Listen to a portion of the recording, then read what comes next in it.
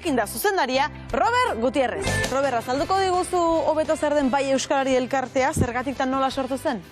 Bueno, Bai Euskarari elkartea sortu zen 2007an eta guri eman ziguten enkargo izan zen 7 urte lehenago abian jarritako Bai Euskari ziurtagiriaren proiektua beste erakunde batzuekin ere partekatzea, erakunde bat sortzea beste eragile batzuk ere bertan parte hartzeko eta proiektua bideragarri egitea. Eta hori izan zen eman ziguten enkargoa eta horregatik 2007an sortu zen Bai Euskari elkartea. Zu hasieratik zaude, Robert, nola sartu zinen elkartean? Bai, ni hasi nintzen Bai Euskari kanpainan, 1998an, eta hortik proiektu diferentetan parte hartu nuen, eta ja 2000-tik hartu nuen Bai Euskari ziurtagiriaren ardura. 1998 aipatu duzu, baina 1978an izan zen lehen kanpaina handi hori? Bai, hori da, 1978an izan zen, 20 urte beranduago, nik sorta izan nuen, zera barrutik ere parte hartzeko aukera izan nuen, 1978ko kanpainan, 5 estadioetako kanpaina erraldoi hartan, eta egia zen izugarria izan zen. Haze irudiak ikusten ari garen, Bai. Zoragarria. Hasi zen dena, ez da? Bai, hori 1978koa, baina hori 1998an, hori gainera Euskal Herriko 5 estadio aldi berean konektatuta, garai hartan satelite bidez eta olako tramankulen bidez, gaur egun beste modu batez egingo zen hori, baina, en fin. Bai, izugarria, benetan ederra. Helburu nagusia, Robert, zein da? Bai Euskari elkartearen helburu nagusia da lan munduan Euskararen presentzia areagotzeko eragitea. Guk beti lan egin izan dugu eragite klabean. Harremanetan jartzen gara enpresekin, profesionalekin eta bar, bilatzen duguna da beraiek lanean hastea, baina bide batez, eragin nahi dugu bazterretan, beste proiektu batzuk abiatu ahal izateko, hor konexioak eta bare sustatzeko, azken finean, gure helburuarekin bat etorrita, euskaraz erosaritzeko espazioak bilatzen ditugu, eta horretarako, jende diferentarekin elkartzen gara, enpresa erakunde diferentekin, eta hortan aritzen gara. Eta zein da euskararen egoera enpresetan? Enpresetan, precisamente, ez da nahiko genukeen bezain ona, ez?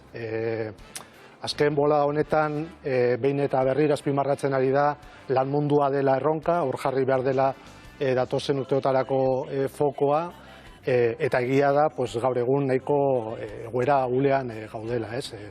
Kontuan izan behar dugu, belaunaldi berriak euskaraz formatzen ari garela, eta lan mundura salto egiten dutenean, gehienek ez dute euskaraz egiteko aukerarik izaten, ez? Orduan, hor behar da, alor honetan aritzen garenon arteko engranaje hobe bat, ez? Ez da bakarrik Euskara elkarteen ardura, ez da bakarrik administrazioaren ardura, tartean ere sartu behar dira enpresak eta langileak eta konsumitzaileak, ez? Hori da erronka. Izan daiteke, hezkuntza euskaldundu den bezala, hor sekulazko pausoak eman diren bezala, orain lan munduari tokatzen zaiola pauso handi horiek ematea, ez da? Hori da, bere garaian apustu politiko bat eta sozial bat egin zen hezkuntza sistema euskalduntzeko eta euskara hor ardatz nagusi izateko, eta orain ere, gauza bera edo antzeko zerbait egin beharko genuke, enpresa munduan ere olako emaitza bat lortu gali izateko. Bestela jarraituko dugu partzeak jartzen, baina ez dugu benetan jauzi kualitatibo bat emango. Irakurri dugu interesa ez dela 100% iristen. Hori horrela da? Uste dut hortik badaudela datu batzuk esaten dutenak Euskal Herri osoa kontuan hartuta, eta Euskal Herri osoan dauden enpresak kontuan hartuta, 100% ere ez da iristen, Euskara plan bat edo Euskara modu planifikatu batez kudeatzen duten enpresen kopurua. Datua oso esanguratsua da, hor dagoen merkatua, nolabait esatarren oso zabala da, eta oraindik ere lan handia dago enpresa munduan eragiteko. Eta Euskal Herria bere osotasunean hartuta, eremuak ere desberdinak dira, leku batzuetan zaila bada, beste batzuetan zailagoa. Claro, eremu soziolinguistiko diferenteak gaude, ez da gauza bera, ez dakit, Azpeiti batean edo Debagoienean euskara sustatzea, edo Baionan, edo Gasteizen, edo Tafallan, ez da gauza bera. egoerak ez dira igualak, eta hor, aplikatu behar diren neurriak eta politikak ere diferenteak izan behar dira. Bueno, eta zuek hainbat gauza dituzue, Euskara sustatzeko, tartean duzue, bai Euskarari ziurtagiria. Zer ziurtatzen du ziurtagiri horrek? Bai, hasieran esan dizudan bezala, gu sortu ginen batez ere proiektu hori kudeatzeko, ez? Bai Euskadi ziurtagiriaren proiektua. Ziurtagiria da tresna bat, ikur bat, identifikatzen dituena Euskararen inguruan urratsak ematen ari diren enpresak eta era guztietako erakundeak, ez? Baditugu irizpide batzuk zehaztuta, zehazten dugu zer den lana euskaraz egitea, zer den zerbitzua euskaraz eskaintzea, horren arabera gure teknikariek egiten dute diagnostiko bat, eta hori kontuan hartuta erabakitzen da entitate bakoitzari, enpresa bakoitzari, ziurtagiriaren ze maila dagokion, ez? Eta azkenean guk eskaintzen diegu tresna bat, modu eroso baten bidez, beraien ibilbidea zehaztu ahal izateko, horren jarraipen egin ahal izateko, eta urtetik urtera maila batetik urrengora jauzi egin ahal izateko. Begira, orain ari gara irudietan, bai Euskarariren mapa ikusten, ez da? Ziurtagirien mapa izango da, Robert? Bai, hori da. Azalduko diguzu? Bai, gure webean, baieuskadi.eu zen, besteak hau agertzen da, eta hor agertzen dira, bai Euskadi ziurtagiria duten Euskal Herriko entitate guztiak.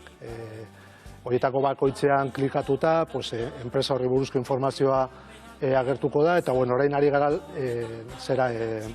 atal berriak lantzen ari gara, informazio osagarria gehitu ahal izateko, baina, hau da modu bat, hauek benetako datuak dira, oraingo datuak, 5 minutu barru erakunde berri bat sartzen baldin bada, 5 minutu barru hori egongo da eguneratua, eta hor jakin dezakegu, Euskal Herrian non eskaintzen duten euskarazko zerbitzua, non egiten duten lan euskeraz, eta non ari diren maila horietara iristeko lanean.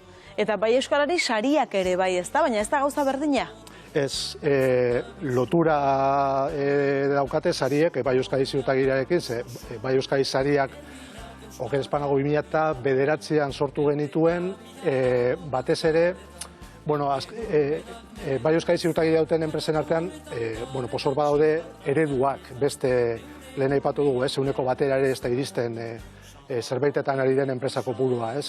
Orduan, sarien bidez egiten duguna da, Euskal Herri osoari erakutsi, enpresa batzuk ari direla zehazki lan batean, ereduak eskaintzen ditugu, ez hori da sarien helburua. Eta horregatik urtero, bai Euskadi ziurtagiria duten entitateen artean, 3 saritzen ditugu, eta horiekin egiten dugu gero komunikazio lan bat, eta...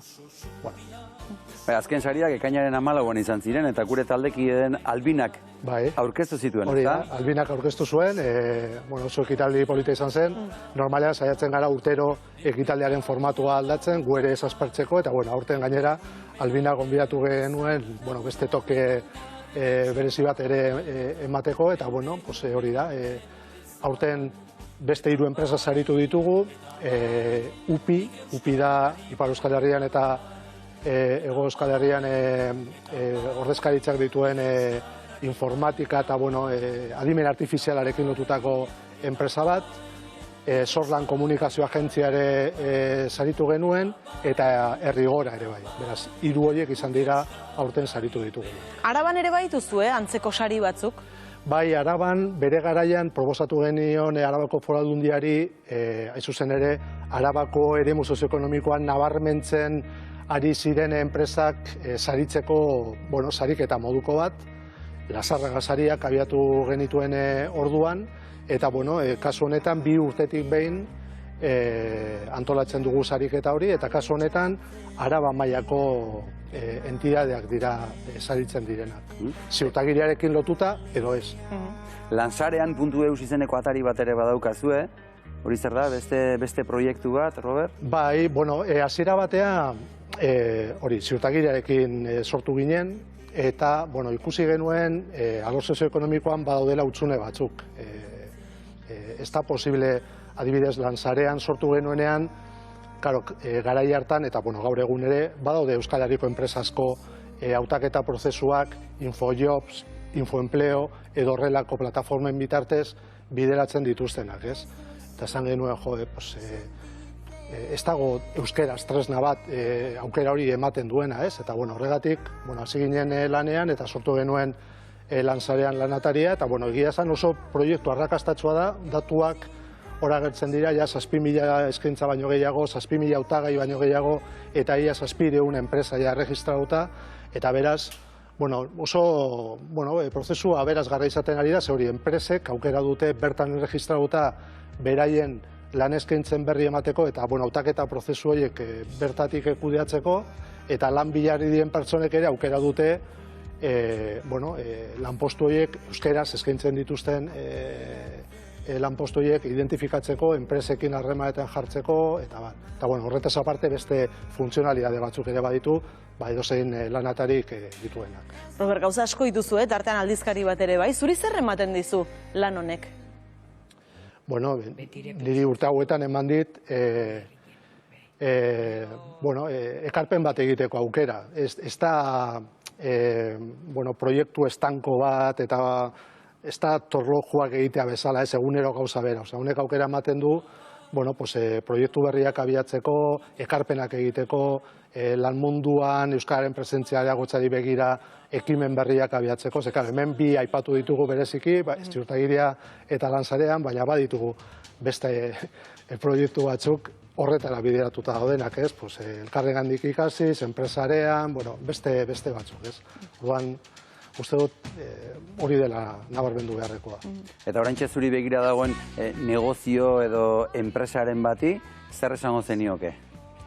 Nik uste dut, enpresa guztiek aztertu beharko luketela, beste alor batzuk aztertzen dituzten bezala, zer egin hizkuntzekin. Eta hizkuntzekin pluralean, ez euskararekin bakarrik. Eta kasu honetan, Euskal Herrian egonda, nik uste dut, tokia egin beharko lioketela euskarari, enpresa bakoitzak bere motivazioak izango dituz, ez da enpresa industrial batek ez du komertzio baten motivazioa izango, baina motivazioa diferenteak izan ere aukera dago urratsak emateko. Ez batzuk euskara kudeatuko dute langilei begira nahi dutelako, talentua erakarri nahi dutelako, edo bezeroari euskarazko zerbitzu bat eman nahi diotelako. Orduan hori aztertzea eta horren arabera urratsak egitea hori da proposatu behar zaiena.